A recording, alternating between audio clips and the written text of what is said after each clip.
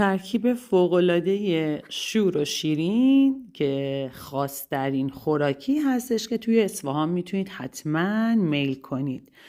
برای یه سری از افراد تعجب برانگیزه که چطور یک شیرینی و یک شوری در کنار هم قرار میگیره و خیلی هم لذت بخشه، اما بعد از اینکه اونو میل میکنن یکی از طرفداراش میشن. از دوران خیلی قدیم این ترکیب باب میل مردم بوده و به شکل شور و شیرینی که یک دوغ و گوشتفیلی هستش که تهیه میشه کنار هم قرار میگرفته و میل میکردن. از اتباع طب سنت قدیم مثل ابن سینا و شیخ بهایی اون رو به عنوان یک سرم قندی میشناختن و تاکید میکردن که خوردن این نوع ترکیب خوراکی خوشمزه باعث تنظیم فشار خون میشه. منم که هر از گاهی به اصفهان میرم این ترکیب رو حتما استفاده میکنم.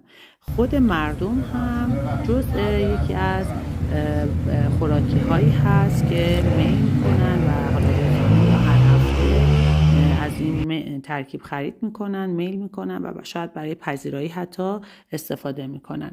پیشنهاد میکنم اگر به شهر زیبا و توریستی اصفهان رفتین حتما از این گوشتفیلای خوشمزه و دوغ تهیه کنید و مثل ما میل کنید و مطمئنم که بعد از خوردن این ترکیب فوق‌العاده شما هم طرفدار این خوراکی خوشمزه میشید و لذت میبرید.